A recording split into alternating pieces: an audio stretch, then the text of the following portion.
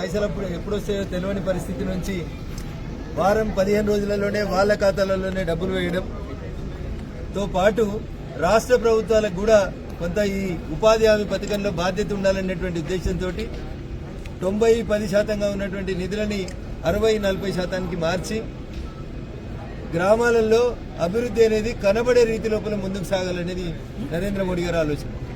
దాంట్లో భాగంగా ప్రతి పంచాయతీకి ఒక గ్రామ పంచాయతీ భవనం, ఓ అంగన్వాడీ భవనం, మహిళా సోదరీమణులు సెల్ఫ్ హెల్ప్ గ్రూపులు ఎక్కువైనాయి కాబట్టి ఒక వివో భవనం, దాంతోపాటు కొత్తగా రైతన్నలు పండించినటువంటి పంటను స్టోరేజ్ చేసుకోవడానికి ఫుడ్ గ్రెయిన్ స్టోరేజ్ కోసం ప్రతి పంచాయతీకి ఒక 15 లక్షల రూపాయలతోటి ఒక గోదామునివ్వడం, స్కూళ్ళకి కాంపౌండ్ వాల్ లేకపోతే కాంపౌండ్ వాల్ ఇవ్వడం, అంగన్వాడీలో కాంపౌండ్ వాల్ లేకపోతే కాంపౌండ్ వాల్ ఇవ్వడం, ఇట్లా జాతీయ ఉపాధి హామీ పథకం లోపల మార్పులు తీసుకొచ్చి పల్లెలు పట్టణాల్లాగా అభివృద్ధి చెందాలనేటువంటి ఒక లక్ష్యంతో భారత ప్రభుత్వం నరేంద్ర మోడీ గారి నాయకత్వంలో పనిచేస్తుంటే పథకంలో సలహాలు సూచనలు ఇవ్వడానికి చేతగాని కాంగ్రెస్ పార్టీ నల్ల బ్యాడ్జీలు, ధర్నాలు, రాస్తారోకోలని రకరకాల పనులు చేస్తుంది. నేను అడుగుతున్న కాంగ్రెస్ ప్రభుత్వాన్ని, రేవంత్ రెడ్డి గారిని, మీరు ముఖ్యమంత్రి అయిన 2 సంవత్సరాల్లో ఒక్కొక్క పంచాయతీకి ఎన్ని పైసలు ఇచ్చారో చెప్పురు ఒకసారి. గ్రామ పంచాయతీలలో సర్పంచులు చేసిన బిల్లులు రాక పంచాయతీ సెక్రటరీలు పరువు పోతుందని బ్లీచింగ్ పౌడర్ కి, లైట్లకి, రిపేర్ కి ఒక్కొక్క పంచాయతీ సెక్రటరీ 2 లక్షల దాకా ఖర్చు పెట్టుకుంటే భారత ప్రభుత్వం 1250 కోట్లు ఇప్పటికే జాతీయ ఉపాధి హామీ పథకం కింద పంపిస్తే ఇవాళ దాకా ఏం చేయాలో అర్థం కాక ఖాళీ కూర్చొని నిన్నగాక మన గ్రామ పంచాయతీలకు ఎన్నికలు పెట్టారు.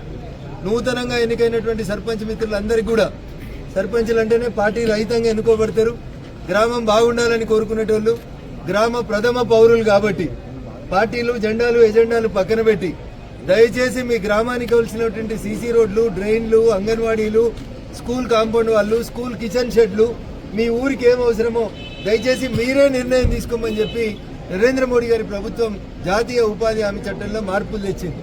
ఇంతకుముందు ఢిల్లీలో ఇది కట్టురు అంటే అదే కట్టాలి. ఇప్పుడు అట్లా కాదు, సర్పంచ్ గారు గ్రామ సభ పెట్టి ఆ గ్రామానికి ఏం అవసరం ఉంటే ఆ రకంగా మార్పులు చేర్పులు చేసుకుని పల్లెల్ని బాగు చేయాలనేటువంటి లక్ష్యంతో నాడు గాంధీజీ గారు చనిపోతూ బుల్లెట్లు తాకిన తర్వాత మాట్లాడినటువంటి మాట హే రామ్. గాంధీజీ సమాధి మీద ఉంటది హే రామ్ అనేటువంటి పదం. గాంధీజీ బతికున్నప్పుడు కలలు కన్నాడు, భారతదేశంలో రామరాజ్యం రావాలని కలలు కన్నాడు. కానీ కాంగ్రెస్ వాళ్ళకి ఇప్పుడు వచ్చిన కొత్త చట్టం బీబీజీ రామ్జీ అంటే అందులో రాముడు కనబడుతుండు, రాముడు అంటే ఏదో బీజేపీ అని భయపడుతున్నారు తప్ప అందులో రాముడు లేడు. అది రోజ్గార్ ఆజీవికా మిషన్ ని షార్ట్ ఫామ్ గా చేస్తే రామ్ అని కనబడుతుంది. వికసిత భారత్ గ్రామీణ గ్యారంటీ రామ్ అని రోజ్గార్ ఆజీవికా మిషన్ అనే పేరుతోటి పేరు మార్పులు చేసినాం.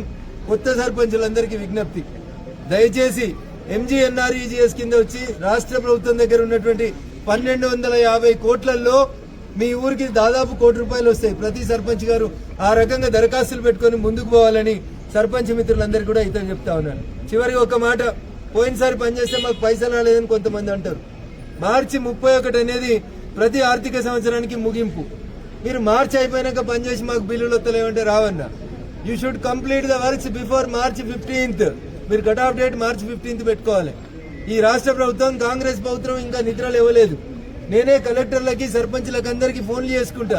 ఎంజీఎన్ఆర్ఈజీఎస్ కింద మీ ఊరికి ఏం కావాలని చెప్పి అడుగుతున్న నిధులు మంజూరు చేస్తా ఉన్నాం. అందుకని దయచేసి సర్పంచ్ మిత్రులంతా, కొత్త వాళ్ళు, యంగ్స్టర్స్, రాజకీయాల ద్వారా ఊరికేదో మేలు చేయాలని ఆశ కోసం వచ్చారు కాబట్టి దయించి నరేంద్ర మోడీ గారి ప్రభుత్వం మీద విశ్వాసం ఉంచండి. బీబీజీ రామ్జీ పథకం మీద విశ్వాసం ఉంచండి. మీ గ్రామానికి కావాల్సినటువంటి మౌలిక వసతుల నిర్మాణం కోసం మాతో కలిసి